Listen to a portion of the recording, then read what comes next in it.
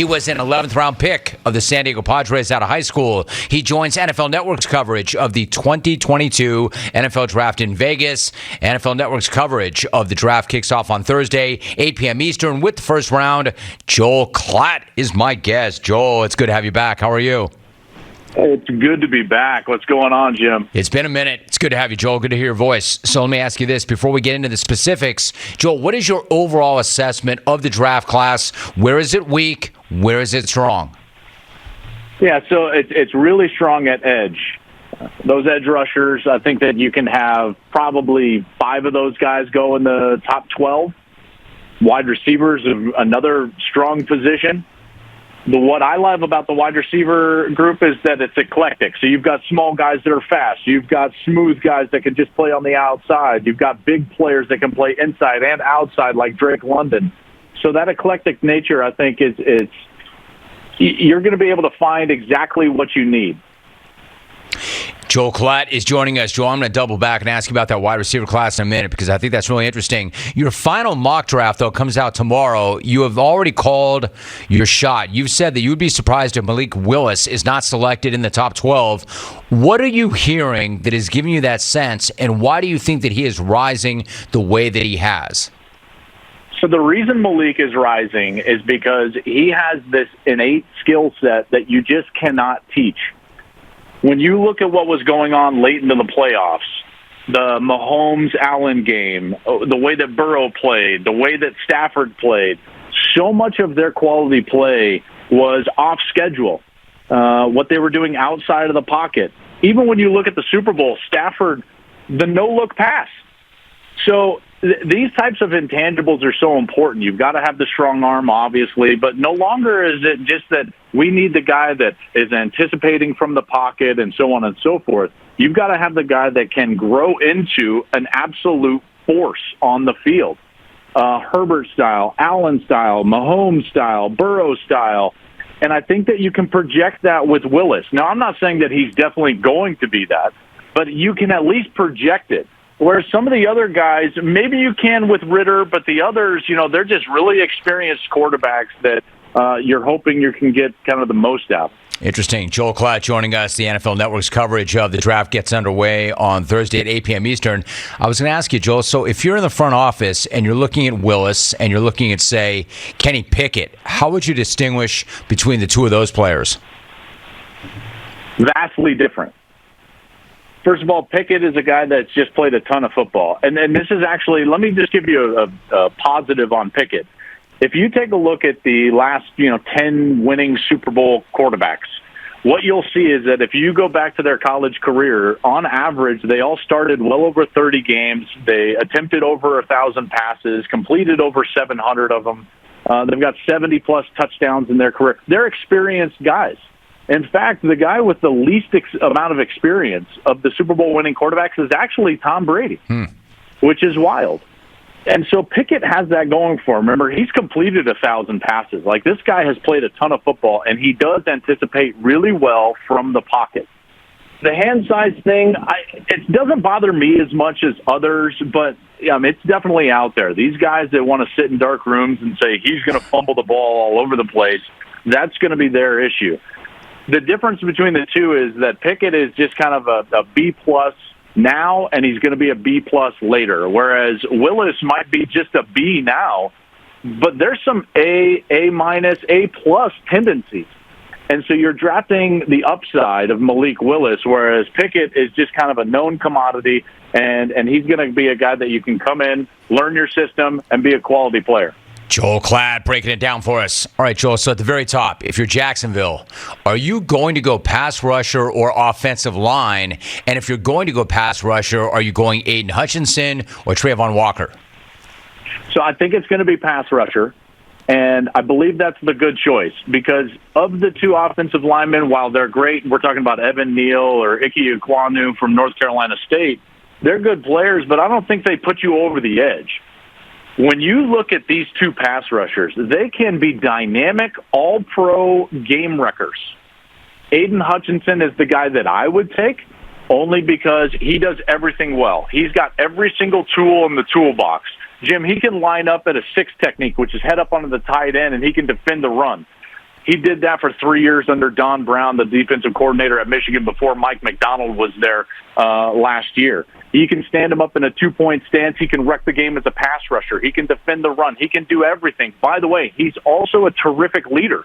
He almost single-handedly dragged that program up so that they could beat Ohio State for the first time in a decade. I love Aiden Hutchinson. Trayvon Walker is upside. You're drafting a guy that you feel like is long, hybrid, fast, and is just athletically freaky. He doesn't have the production Hutchinson does, and he doesn't have the toolbox that Hutchinson has, but you can project him out to be a great player. If I had the pick, it would be Hutchinson, but I'm hearing a lot of smoke about Walker going number one. If that's the case, Jim, Dan Campbell and Detroit are going to write Aiden Hutchinson's name on that card and run it up to the podium, because they could get Michigan's favorite son in their own backyard, and he's a culture setter for that organization. Joel Klatt breaking it all down for us. Joel, so of all these guys that you just talked about near the top of the draft, or even maybe somebody you did not, do you see any, quote, sure things in this draft? That's a great question. I think Hutchinson's probably the closest thing to a known sure thing. I would go with some wide receiver. Like Garrett Wilson is going to be a really good player. Drake London is going to be a really good player. I think Ahmad Gardner, the corner, is going to be a really good player. But I'm going to go off of that board. Here's the guy that I think can be an all-pro multiple times in his career, and he's not going to get any love. Tyler Linderbaum, the center from Iowa. I think this guy is an all-pro center for probably 10-plus years in the National Football League. He's a tone setter, but you don't hear anything about him because, Jim, he doesn't play any other position. He's just a center. That's what he is. And so he's going to have to go to a team that has a need at center, and he's going to plug in. He's probably going to play right away. This guy was a state champion wrestler. He's as tough as they come. He's fast. He's athletic. He can get out and pull as a center, which is unheard of in a lot of regards. But he's the type of guy that can really help your team win on the interior of the offensive line. He's the biggest sure thing in my eyes in this draft. I like that. I hear that. Those who know. Joel, when you talk about the wide receivers, let me ask you, like a couple of the guys you mentioned, you got Wilson, you got Drake London, Chris Olave, a healthy Jameson Williams. How are you going to separate those guys from each other? What are the attributes that put one guy over the rest? It's so hard, and I mentioned this earlier because they're eclectic. They're all different. You know, where Garrett Wilson is he's probably the best all around. He's 6 foot, almost 190. This guy is a really good player. He runs clean routes. He snatches the ball out of the air. He runs through the catch. He's a hard worker. He's a pro's pro. He can go up and get the 50-50 ball. He's good down the field. He's obviously fast with the 40 that he ran. So I think he's probably the best overall. But Drake London's 6'5". He's got those basketball tendencies. He averaged, by the way, 30 points per game in AAU basketball with 12 rebounds. This guy is athletic. He runs after the catch as well as anybody at 6'5". So I love what he brings to the table. Olave is the smooth receiver, and he's had to work himself into this position. Quick story on Chris Olave that you'll like, because you're familiar with Southern California. In fact, I think you and I actually probably live really close, because I'm over at Shady Canyon, and I see your name, but I never see you around there. That's why they love me as a member, Joel. You know this. That's why I'm their favorite member. Listen, they want people to just pay their dues and never show up. That's so me. Jim That's Rome, why they love me. Member of the decade. No, I'm a member of a lifetime, my friend. But yeah, I see you working.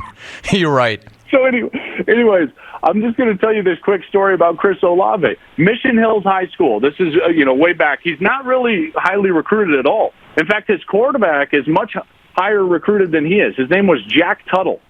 Ryan Day goes to watch Jack Tuttle play football. And Ryan Day is like, who's the receiver? It's Chris Olave. So he walks down there, invites Chris Olave to take a visit to Ohio State. He takes a visit to Ohio State. He's one of the lowest-rated recruits to sign with them in that recruiting class. But he gets on the field early because he's a worker. He works extremely hard, and he's smooth and athletic. So he works himself onto the special teams. And then all of a sudden, his redshirt freshman year, he gets on the field against Michigan on the punt return team. He blocks a punt.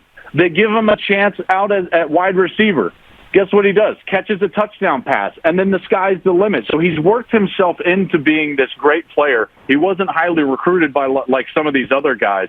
And then when you look at Jameson Williams, here's all I'll say. He was a clear number 4 receiver at Ohio State, had to transfer to Alabama for a number of different reasons. He's probably the best in one singular area. So, Jim, he's got the straight line speed. He can get down the field, but he's not as well-rounded as some of these other players. He's not as well-rounded as Garrett Wilson. He doesn't have the height and the ability that Drake London does, and he's not as smooth as Chris Olave. So if you just need him to get down the field like the Kansas City Chiefs, maybe that's a good pick. I love it.